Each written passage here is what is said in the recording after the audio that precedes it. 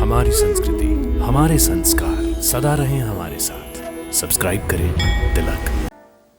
लो, अब ये भी अपना पराक्रम दिखाएंगे। अच्छा, अब चिड़िया पहाड़ उठाने को चली है।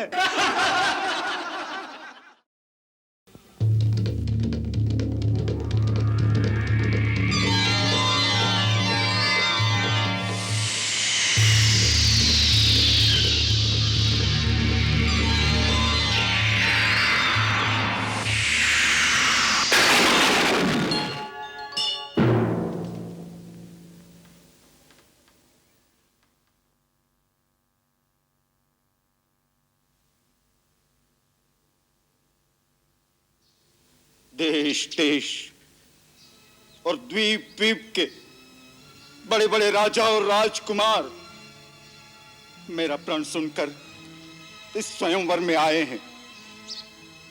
मैं यह भी देख रहा हूं कि इस सभा में न केवल मानव बल्कि कई देव और दानव भी मनुष्य का रूप धर कर आए हैं। परंतु मुझे बड़े दुख से कहना पड़ता है कि अपने आप को परम पराक्रमी, रणधीर, शूरवीर कहलाने वाले इन सब लोगों की भीड़ में सच्चा वीर एक भी नहीं निकला।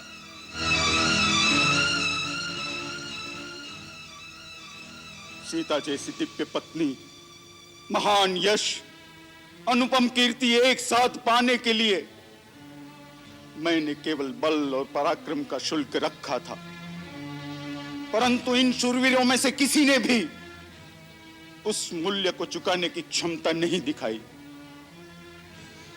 अरे शिव धनुष को झुकाने या चांप चढ़ाने की बात तो दूर, कोई उसे हिला भी नहीं सका। अगर मुझे यह पता होता तो मैं ऐसा प्रण ठान कर अपनी जग हंसाई न कराता। आज मेरे दुख, मेरी निराशा का कोई पारावार नहीं।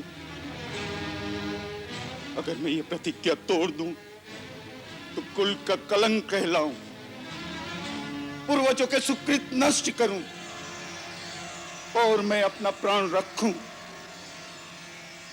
तो मेरी पुत्री आजन्म कुंवारी रहेगी। उसका जीवन विफल करने का पाप मेरे सिर चढ़ेगा। आज निराशा के अथाह सागर में डूबते हुए मुझे चारों ओर केवल कापुरुष ही कापुरुष दिखाई दे रहे हैं। लज्जा के झुके हुए इनके चेहरे मुझे एक ही बात कह रहे हैं, जनक, लज्जा के मारे डूब मरो, क्योंकि आज ये धरती वीरों से खाली हो गई। बस महाराज बस, इतनी लज्जाजनक और अनुचित बात कहने से पहले आपको यह याद नहीं आया कि इस सभा में सूर्यवंशी रघुकुल नंदन श्री राम भी बैठे हैं। महाराज जनक, जिस सभा में रघुवंशियों में से एक भी बैठा हो, उस सभा में इस तरह की बात करने का कोई साहस भी नहीं करता, और आप तो रघुकुल नंदन श्री राम के सामने वीरता की चुनौती दे रहे हैं। आप इसका परिणाम जानते हैं? मुझे मेरे भैया के चरणों की सौगंध, अगर मेरे गुरु मुझे आज्ञा दें तो यह पुराना जीर्ण धनुष क्या चीज है। मैं पूरे ब्रह्मांड को गेंद की तरह उछालकर इस तरह पटकूं कि इसके टुकड़े टुकड़े हो जाएं। लक्ष्मण, मुझे क्षमा कीजिए भैया, मुझसे आपका अपमान नहीं सहा गया। मुझे आज्ञा दीजिए, मैं महाराज जनक के अपमानजनक शब्दों का समुचित उत्तर दे सकूं। शांत शांत हो वत्स, अपने आसन पर विराजो।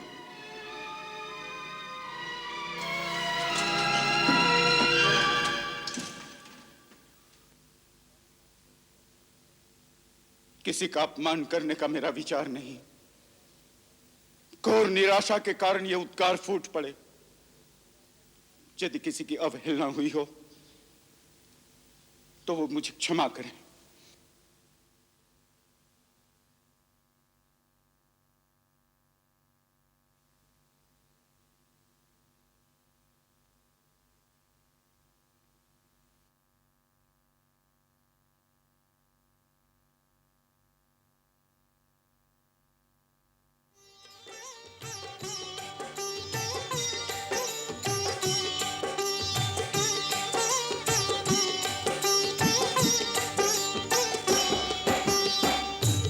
विश्वामित्र समय शुभ जानी, बोले अति स्नेह मैं बानी।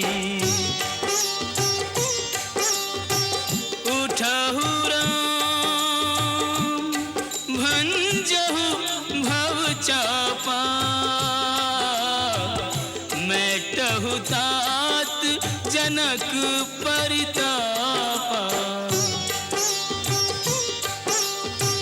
सुनि गुरु वचन चरण सिर नावा, हर्ष विषाद न कछुर आवा। सहज ही चले सकल जग स्वामी, मन मंजुवर कुंजर गामी।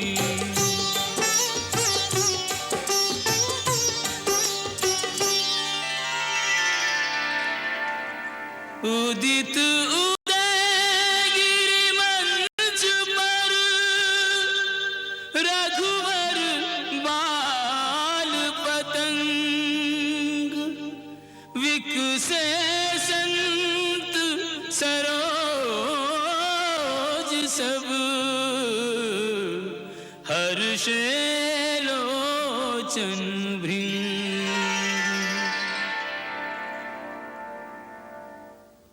लो, अब ये भी अपना पराक्रम दिखाएंगे।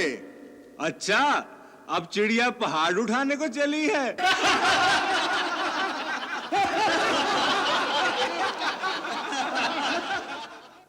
देखो, अब मुनि विश्वामित्र भी हमारी हंसी उड़ाने पर उतर आए हैं, जो इस बालक को भेज दिया धनुष उठाने के लिए। होनहार को कौन जानता है जीजी, होने तो जो हो रहा है। कैसे होने दूं? लगता है किसी ने महाराज की बुद्धि हर ली है, जो इस बालक को रोकते नहीं।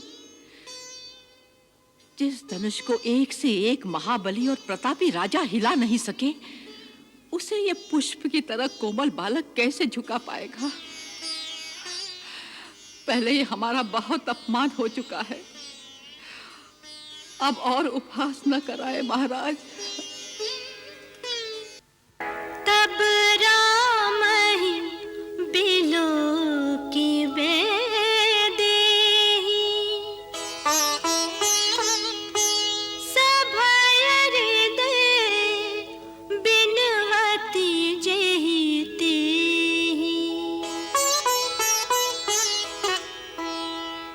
मन ही मन मनाव अकुलानी,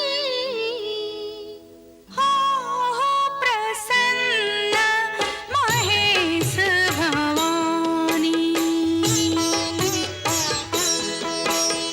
करहु सफल आपिन सेवकाई, करिहि तू हरहु चाप गरुआई। गणनायक वरदायक देवा, गणनायक वरदायक देवा। आज लगे कीन्हऊ तू सेवा, बार बार बिनती सुनी मोरी। करहु चाप गुरु ताती थोरी। तनु मन वचन मोर तनु साचा, तनु मन वचन मोर तनु साचा। रघुपति पद सरोज चितुराचा।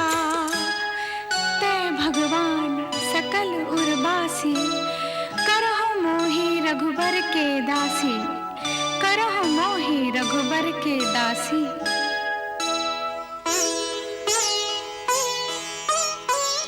जेहि की जेहि पद सत्य सनेहु, सोत ही मिलई न कछु संदेहु।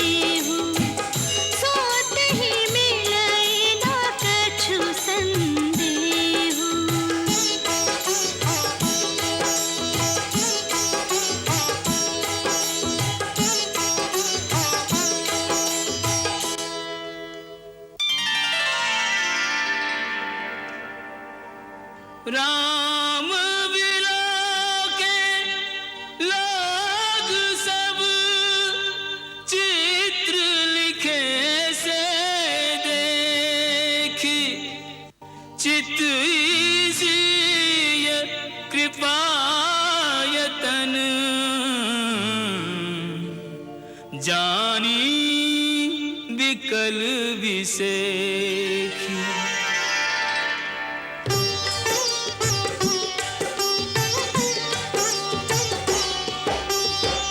प्रशित बारी बिनु जो तनु त्यागा मुए करई का सुधा तड़ागा। काबर का जब कृषि सुखाने समय चुके पुनि का पछताने। हस जिए जानी जाने की देखी प्रभु पुल के लखी प्रीति बिसेखी। गुरु ही प्रणाम मन ही मन कीना अति लाघव उठाए धनु लीना।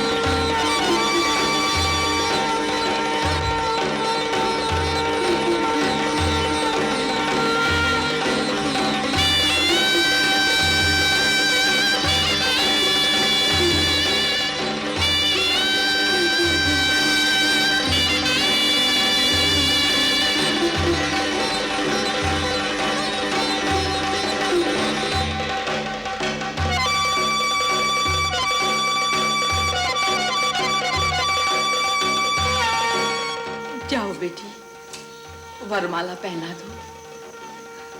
जाओ बेटी, जाओ।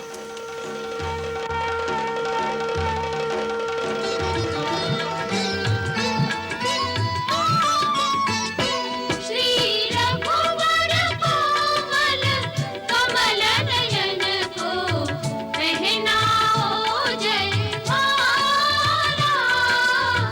पहनाओ जयमाला। ये पुण्य मुहूर्त स्वर्णिम अवसर फिर नहीं आने वाला, पहनाओ जयमाला। श्री रघुवर कोमल कमल नयन को पहनाओ जयमाला, पहनाओ जयमाला।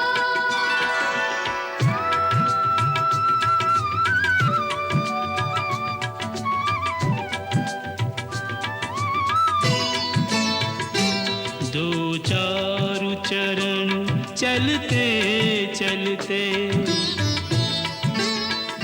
श्री रघुवर तक ऐसे पहुँचे। ज्यों छुई मुई के पल्लव हो सिमटे सिमटे सकुचे सकुचे। सिमटे